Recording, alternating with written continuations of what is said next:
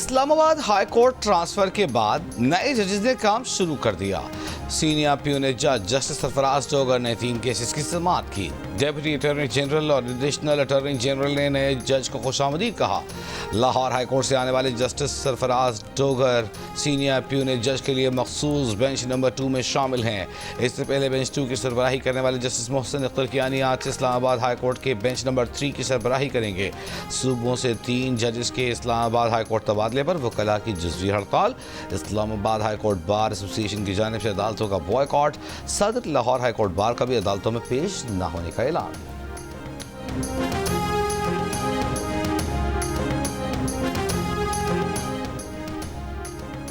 मुस्लिम league नून के senator Irfan Siddiqui ने कहा है कि आला अदलिया के तमाम जज साहिबान ने आईन पाकिस्तान की पासदारी का हल्फ उठा रखा है। सोशल मीडिया पर एक बयान में इरफान सिद्दीकी ने सवाल उठाया कि क्या आर्टिकल 200 आईन का हिस्सा नहीं। आर्टिकल 200 कहता है कि सदर किसी भी जज का एक से दूसरी हाई कोर्ट में तबादला कर सकते हैं। उसके लिए मुतालिका जज की मर्जी ज़रूरी है। चीफ जस्टिस पाकिस्तान और दोनों मुतालिका हाई कोर्ट्स के चीफ जस्टिस से भी मुशावरत ज़रूरी है। किसको तरजीह दी जाए, इस वास्ते आईनी शिक को या किसी खत को।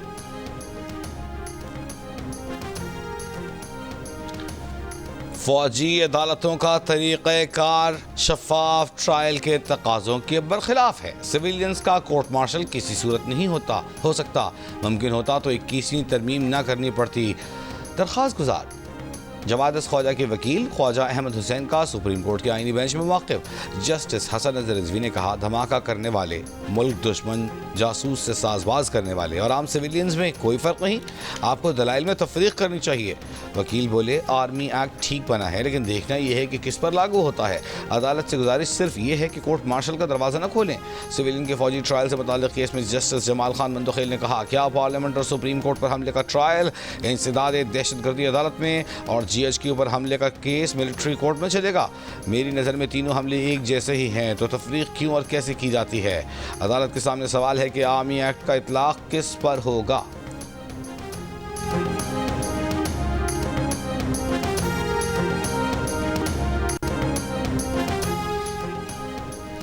वज़ीर आज़म शहबाज शरीफ एक रोज़ा दौरे पर कोयटा पहुँच गए। वज़ीर आज़म को अमन व अमान की सूरत हाल पर ब्रीफिंग दी जाएगी। वज़ीर आज़म कल्लात में दहशत गर्दों के खिलाफ ऑपरेशन में ज़ख्मी सिक्योरिटी फोर्सेस के जवानों की अयादत करेंगे। वज़ीर आला सरफराज बुगटी और सूबाई क़यादत से मुलाकात होगी। नायब वज़ीर आज़म इसहाक़ डार, वज़ीर दिफा ख्वाजा आसिफ, वज़ीर इत्तलात अताउल्लाह तारड़ और वज़ीर तवानाई अवैस लगारी भी वज़ीर आज़म के हमरा।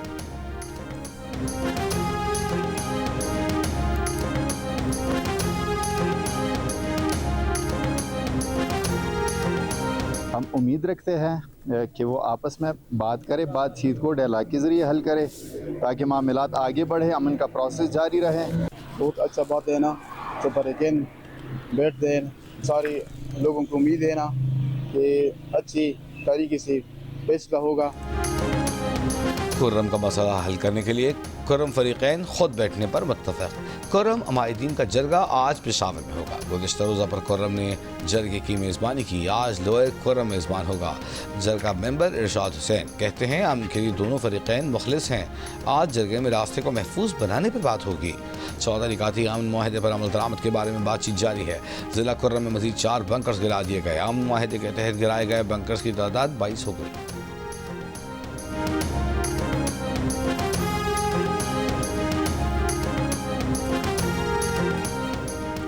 खुर्रम में जिरगे के जरिए बड़े मसाइल पर काबू पा लिया गया है। शरपसंदों के सरों की कीमत मुकर्रर की है ताकि चंद जगहों पर मौजूद शरपसंदों का मसला जड़ से खत्म किया जाए।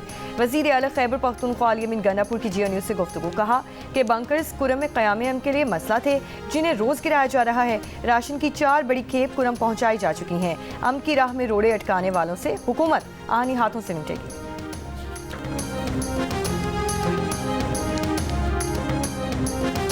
सिंध काबीना ने एग्रीकल्चर इनकम टैक्स बिल 2025 की मंजूरी दे दी। एग्रीकल्चर इनकम टैक्स बिल जनवरी 2025 से नाफिजुल अमल होगा। तर्जुमान सिंध हुकूमत के मुताबिक कुदरती आफात की सूरत में एग्रीकल्चर इनकम टैक्स में एडजस्टमेंट होगी।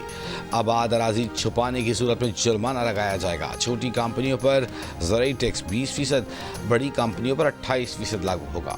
20 करोड़ रुपए से 25 करोड़ रुपए तक ज़राई आमदन पर 2%, 25 करोड़ से 30 करोड़ रुपए पर 3%, 30 करोड़ से 35 करोड़ रुपए तक ज़राई आमदन पर 4%, 35 करोड़ से 40 करोड़ रुपए तक 6%, 40 करोड़ रुपए से 50 करोड़ रुपए तक आमदन पर 8% और 50 करोड़ रुपए से ज़ायद आमदन पर 10% एग्रीकल्चर इनकम टैक्स लगेगा।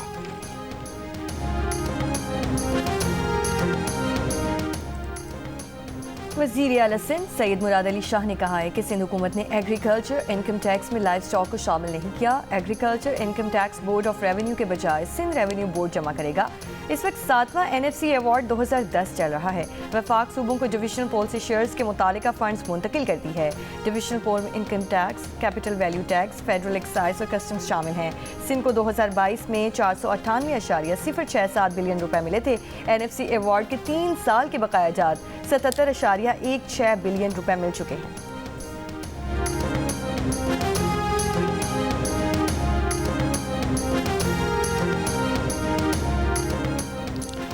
कराची की बंदरगाहों की अरबों रुपए की जमीनों पर कब्जे। KPT के 1448 जबकि पोर्ट कासिम के 30 एकड़ पर तजावुजात हैं।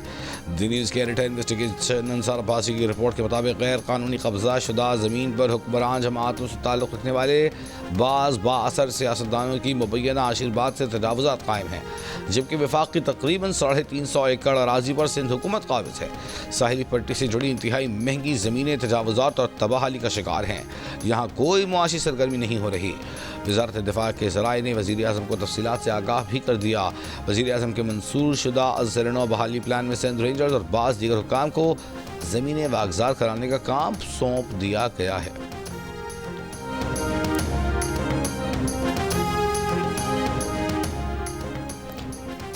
खैबर के इलाके में इंसदादे पोलियो टीम पर फायरिंग, एक पुलिस एहलकार शहीद। फायरिंग से इंसदादे पोलियो टीम का अमला महफूज रहा।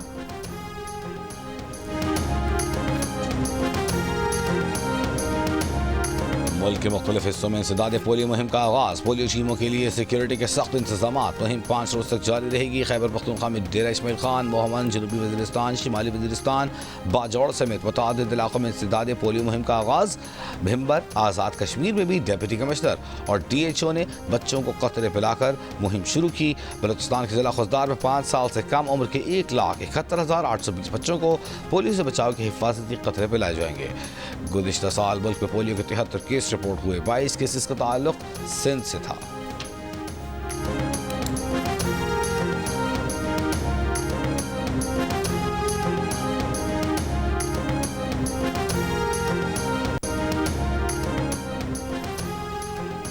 अमरीकी सदर ट्रंप के चीन, कनाडा और मेक्सिको पर टैरिफ आयद करने पर एशियाई स्टॉक मार्केट्स में शदीद मंदी। डॉलर की कदर में इजाफा। टोक्यो और सिवल स्टॉक मार्केट में 2% से ज्यादा गिरावट देखी गई। सिडनी, सिंगापुर, वेलिंगटन में शदीद मंदी। अमरीकी डॉलर के मुकाबले में चीनी युआन और कनेडियन डॉलर की कदर में भी रिकॉर्ड कमी। यूरो गुज़श्ता 2 साल से ज्यादा अरसे की कम तरीन सतह पर आ गया। मुस्तहकम समझे जाने वाले स्विस फ्रैंक की कदर भी कमी। अमरीकी सदर ट्रंप ने कनाडा को एक बार फिर अमरीका की 51वीं रियासत बनाने की ख्वाहिश जाहिर कर दी। कहा, इस सूरत में कनाडा के पास बेहतर फौजी तहफ़्फ़ुज़ होगा और उस पर कोई टैरिफ भी नहीं होगा। ट्रंप ने कहा कि हमें कनाडा से किसी भी चीज़ की ज़रूरत नहीं। हम क्यों कनाडा को सब्सिडी देने के लिए सैकड़ों अरब डॉलर अदा करते हैं। अमरीका बकलमंदी के साथ चलाया जा रहा है। गुज़श्ता रोज़ अमरीकी सदर ने कनाडा, चीन और मेक्सिको से दरामदात पर टैरिफ आयद किया था, जिस पर कनाडा ने जवाबी टैरिफ और चीन ने WTO जाने का ऐलान किया। मेक्सिको का आज अमरीका के खिलाफ जवाबी टैरिफ का ऐलान मुतवक्किह है।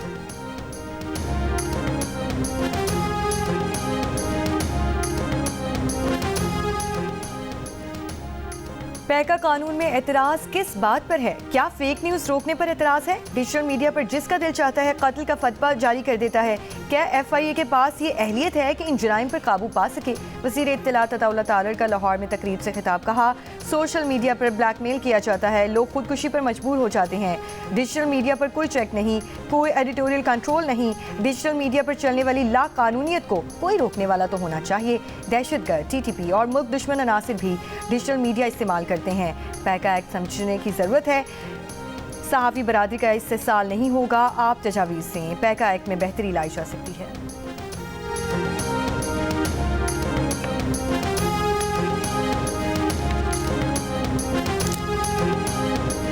वज़ीर इत्तलाआत खैबर पख्तूनख्वा बैरिस्टर मोहम्मद अली सैफ ने कहा है कि 8 फरवरी को तमाम पैका एक्ट और 26वीं तरमीम समेत तमाम गैर कानूनी हथकंडों के खिलाफ आवाज़ उठाई जाएगी। पैका एक्ट और 26वीं तरमीम 8 फरवरी के इलेक्शन पर डाके के तहफ़्फ़ुज़ की कोशिश है। जाली हुकूमत नामुकम्मल पार्लियामेंट से काले क़वानीन पास कर रही है, ये खुद हुक्मरानों के गले पड़ेंगे।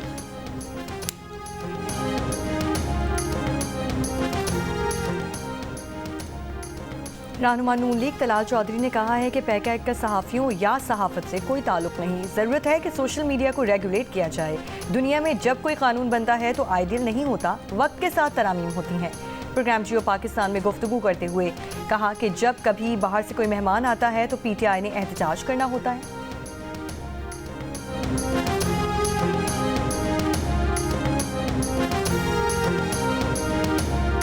मुतनाज़ पैका तरमीमी एक्ट के खिलाफ सहाफ़ियों और वकला का एहतजाज जारी। PFUJ की कॉल पर इतवार को मुल्तान, भोरेवाला, जहानिया और जनूबी वज़ीरिस्तान में एहतजाज किया गया।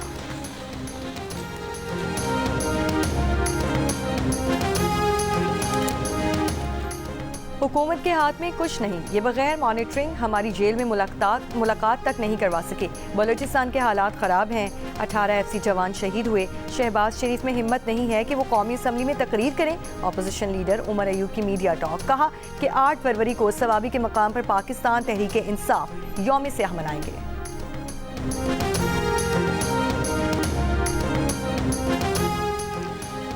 चैंपियंस ट्रॉफी और 3 मुल्की सीरीज की तैयारियों के लिए कौमी स्क्वाड कल से ट्रेनिंग का आगाज करेगा। पाकिस्तान, न्यूजीलैंड और जनूबी अफ्रीका के दरमियान ट्रायंगुलर सीरीज की तैयारी के लिए आज तमाम खिलाड़ी कैंप पर रिपोर्ट करेंगे। सीरीज में पाकिस्तान अपना पहला मैच न्यूजीलैंड के खिलाफ 8 फरवरी को खेलेगा।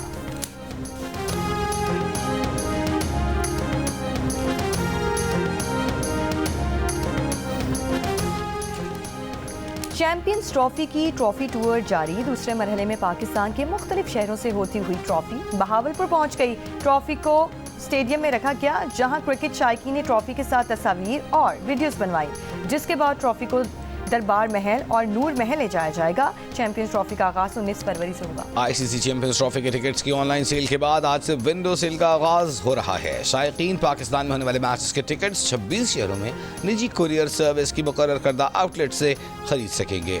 पाकिस्तान, न्यूजीलैंड और जनूबी अफ्रीका के दरमियान होने वाली सिर्फ फरीकी सीरीज के टिकट्स की फरोख्त मंगल से शुरू होगी।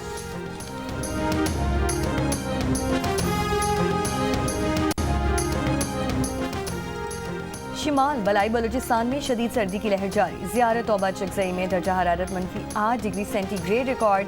PTMA के मुताबिक आज दोपहर के बाद एक मुतदिल मगरबी सिस्टम शिमाल मगरबी इलाकों पर असरअंदाज हो सकता है।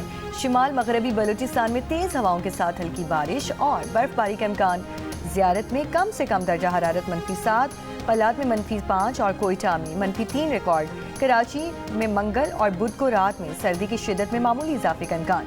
दर्जा हरारत 10 से 12 डिग्री सेंटीग्रेड रिकॉर्ड किया जा सकता है। चीफ मेट्रोलॉजिस्ट का कहना है कि रमज़ान के इब्तदाई दिनों में मौसम बेहतर रहने का इम्कान है। 20 मार्च से गर्मी की शिद्दत में इजाफा हो सकता है।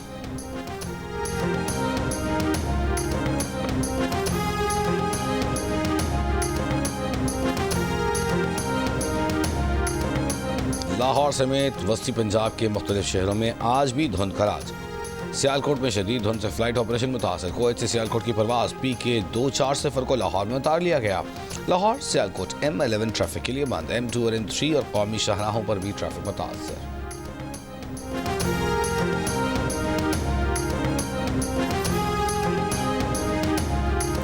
DI खान के इलाके दराबन में फायरिंग से 4 लेवीज़ एहलकारों के कत्ल की तहकीकात का आगाज। बलूचिस्तान हुकूमत ने 3 रुकनी तहकीकाती ट्राइब्यूनल कायम कर दिया। कमिश्नर कोयटा हमजा शफकात तहकीकाती ट्राइब्यूनल के सरबराह होंगे। ट्राइब्यूनल वाक़े में गफलत के जिम्मेदारों का तयन करके 7 रोज़ में रिपोर्ट पेश करेगा।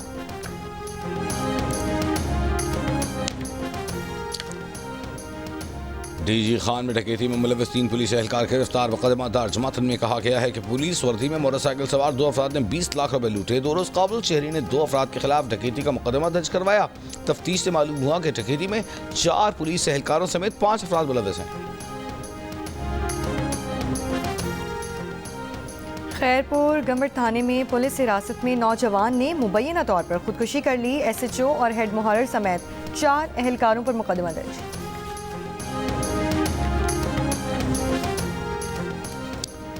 राजनपुर में कमसिन बच्चे से ज्यादती के इल्जाम में मुलजिम गिरफ्तार। डीपीओ के मुताबिक मुलजिम ने वीडियो बनाकर वायरल करने की धमकी दी थी। इसराइली फौज का मकबूजा मगरबी किनारे में ऑपरेशन। जनीन पनाह गुज़ीन कैंप में धमाकों से 20 मकानात तबाह। इसराइली फायरिंग से 16 साला लड़के समेत 6 फलस्तीनी शहीद। गजा जंगबंदी माहिदे की भी खिलाफ वर्जी। वस्ती गजा में गाड़ी पर फसाई हमला, 4 फलस्तीनी जख्मी।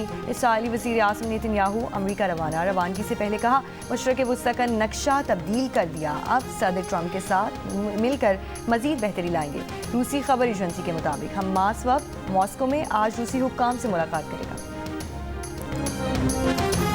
हमास के शहीद सरबराह हसन नसरुल्लाह की तदफीन 23 फरवरी को लेबनान में करने का ऐलान। Secretary general Hezbollah Naim Qassem का कहना है कि हसन नसरुल्लाह और हाशिम सफ़ीउद्दीन की नमाज जनाजा बड़े अवामी इज्तिमा में की जाएगी।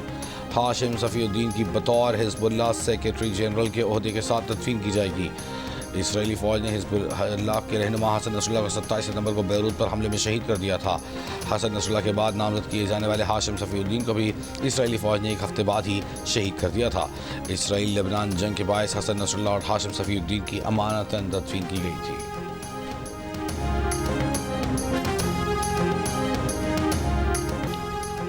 दो 2024 में पाकिस्तान में शरह पैदाइश में कमी देखी गई।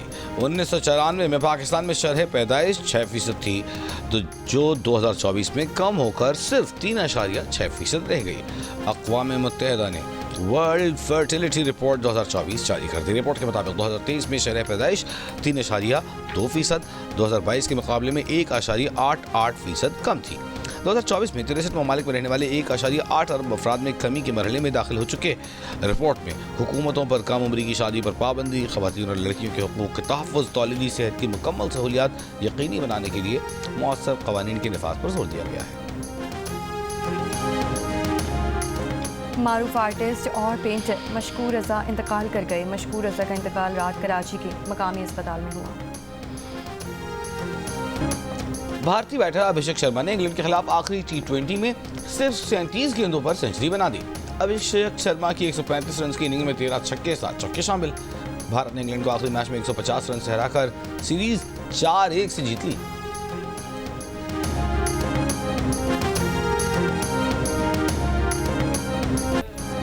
और आतिफ असलम का दुबई में शानदार कॉन्सर्ट अवाम का हुजूम बढ़ाया। पसंदीदा गानों पर आतिफ असलम का खूब साथ दिया, वीडियोस वायरल।